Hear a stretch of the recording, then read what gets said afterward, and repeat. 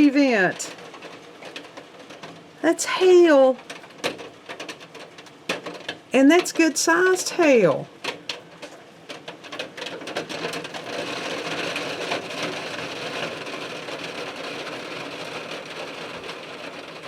And it's like, if I scream suddenly, you'll know that there was a flash of lightning. What? Yeah. I don't want weather events.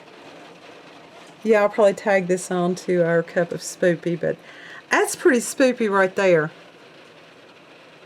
But at least the dark part of it has hopefully passed over. Yeah, we don't. Nope. I'm going back inside. Gonna have another cup of coffee.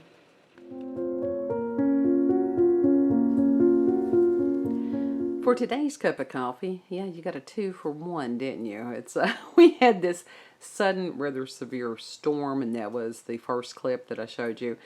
And then going on to this second, our more traditional cup of scream this morning. Youngest kid had gone to my mother's there yesterday and gotten some old VHS tapes. He's in this retro mode. And I encouraged him to do it because we knew that we had family movies and stuff there. And a lot of them, I don't know that they had ever been watched before.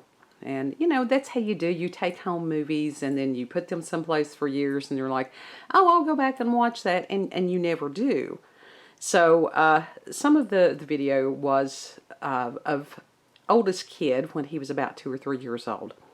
And on another tape, there was a family gathering that included a lot of family members that have already passed on.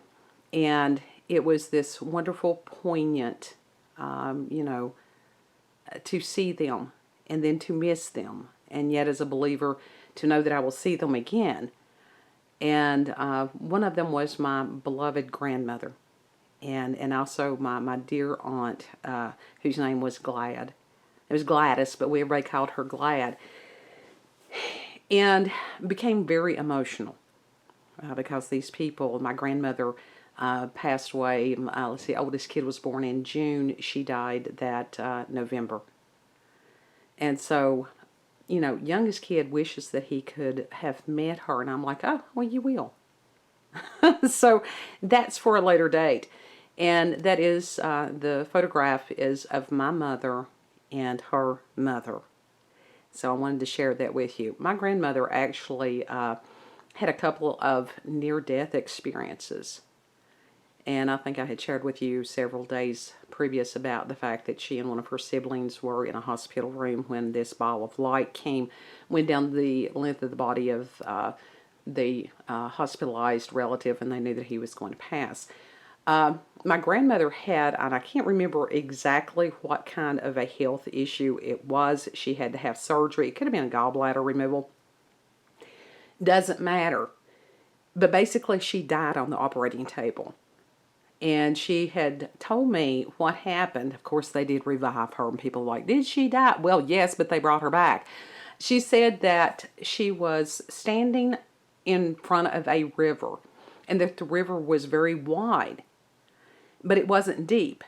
Now my grandmother was a tiny lady. She lacked 1 inch being 5 foot tall. So, you know, me and my 5'5" stature sort of dwarfed her. But she said she began to walk across this river and that it was very cold. And that on the other side, she could see her father, but that he was a young man. And she said she got halfway across the river and that they had told her that she needed to turn around and go back. And of course that was the moment that, you know, they revived her. And so, you know, at this point she has crossed the river and she's waiting on the other side for the rest of us that's going through our journey. So if you have people that have had near-death experiences, supernatural, paranormal, aliens, UFOs, if you could have put it on Art Bell Coast to Coast AM, type those things up, send them to me at cupofcoffeewithscream@gmail.com. And the one thing I will offer you that Art did not was that if you just need someone to communicate with, if you don't want a video made of your story, if you just want someone, if you need someone to listen to you, send that to me. Because I'm not going to make fun of you. I will share in your experience. I will do the best I can to encourage you. And God love him, Art has crossed the river too. So you all have a beautiful, blessed day.